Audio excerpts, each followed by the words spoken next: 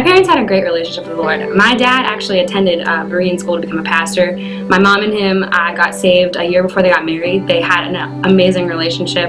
I don't remember having any problems with them. They've always loved me. They've loved me unconditionally with the same love as Christ. My dad was a deacon on the board for 8 years, and my mom worked in children's ministry. She worked in the girls' ministries and in the choir. So they were very active in the church. Kids Church was just fun. It was just a blast. We always did songs that you danced to, and we always did songs that were just energetic, and the speaking was so different than main church. When you were a kid, it was boring. You didn't really want to sit there for 45 minutes. You wanted something active, so we always did crafts, and we always did games, and it was just fun. But when I turned about 13, it wasn't the same. Church wasn't my own. I didn't really want to go to church anymore. I was a very good student in school. I graduated with a 3.8. If I got a B, I cried. If I got a C, it was the end of the world. I was active in a lot of after-school activities. Italian club was big for me. Dance was huge. I danced pretty much my whole high school career. I was captain of the dance line team. People started noticing me more, especially when I became captain. It was more of I enjoyed getting the love and attention from people because they noticed I was captain of a dance team or I was active, and they loved me because of what I did.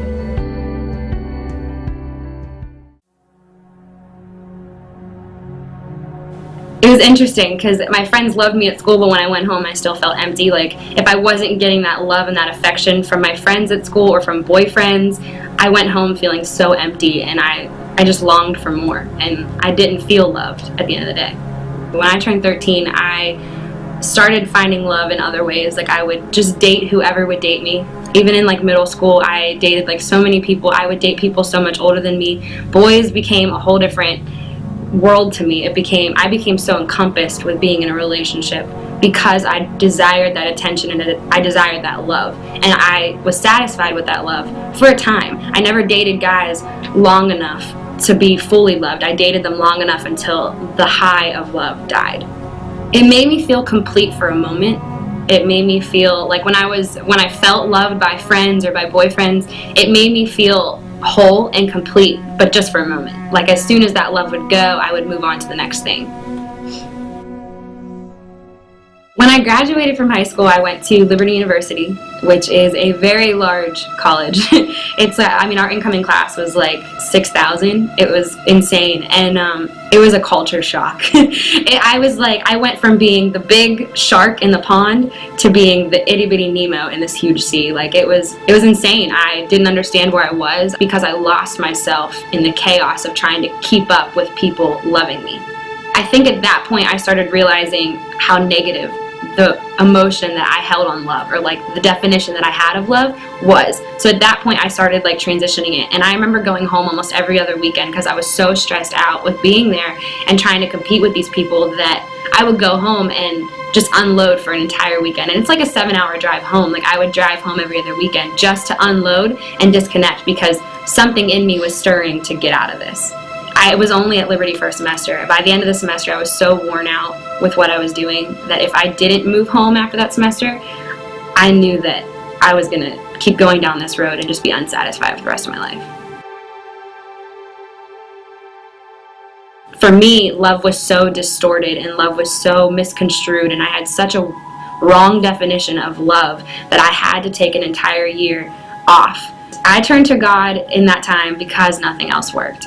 I had looked for it in relationships, in school activities. During that time, I would just study scripture. I would just read the word. I would get in worship. I would just get in God's presence and just let Him do the work. And there's no real way to describe what happened except for God just completely intervened in a hopeless situation and brought so much love into that situation and brought so much hope into that situation. During that year, I was reading this book, and in it basically talked about 1 Corinthians, and everybody knows 1 Corinthians. Love is patient, love is kind, love is peace. It's all these things that love is.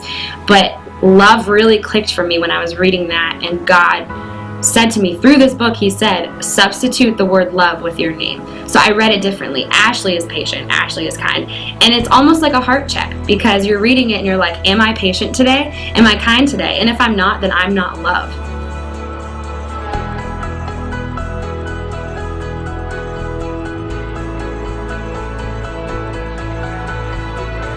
There's just so much peace and joy that come with the love of Christ. It's not just about like a happy, like, oh, it's such a bubbly feeling. It's everything that is encompassed in love. Like, it's the patience that I get from God. It's the patience that He gives me to give to other people.